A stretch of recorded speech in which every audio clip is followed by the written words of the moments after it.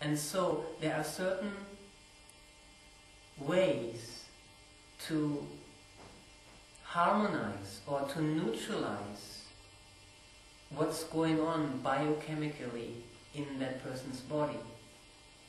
And the most common way is to take certain drugs. What are these drugs? They are chemical substances. What is their effect? They go into the bloodstream, reach certain nerve centers, reach certain glands, block the function of the nerve centers, block the secretion of hormones, or the opposite, increase according to what is the desired effect. And the person then does not feel the particular emotion that he or she wanted to get rid of. It's a biochemical intervention. And there can be some benefit to it.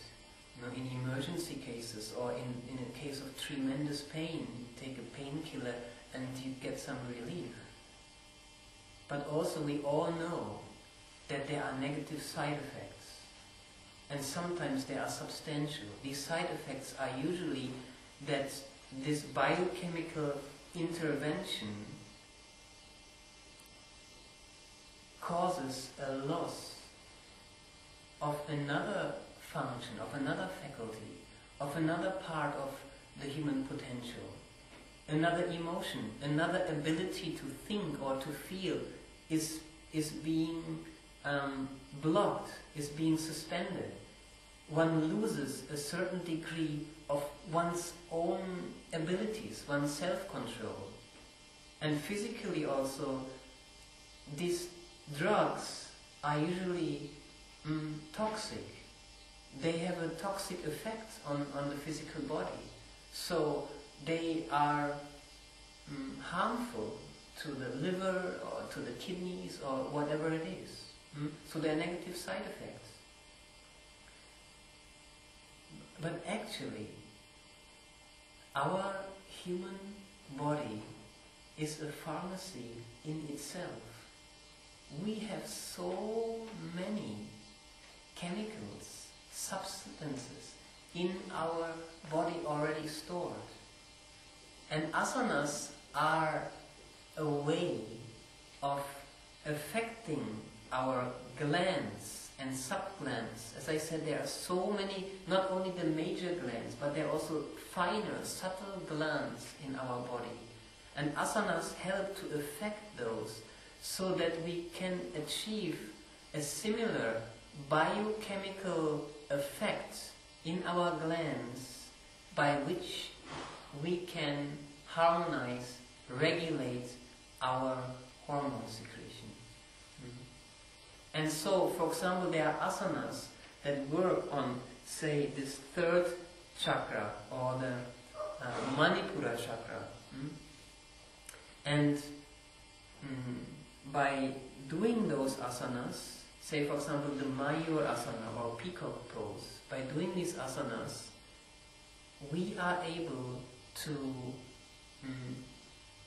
relieve ourselves from the emotions, from the propensity of fear,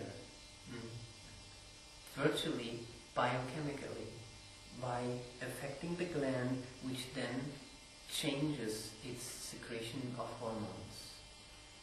I just gave this one example. It is virtually with all kinds of emotions. Depression, fear, for example, where do you feel fear? Here. No. When you are hopeful or repentant, where do you feel? You feel it here. The different chakras are centers where different propensities, different emotions are, you could say, located. And so, by knowing which asanas have what kind of effects on the glands, we are able to harmonize our emotions through regulating our glands. and our hormonal secretions. That is really the subtle and the most important benefit of asanas. And it works. I know from certainly practicing asanas myself on a daily basis for many, many years, and having taught others asanas and helped others over long periods of time doing asanas and harmonizing, developing a harmony between body and mind.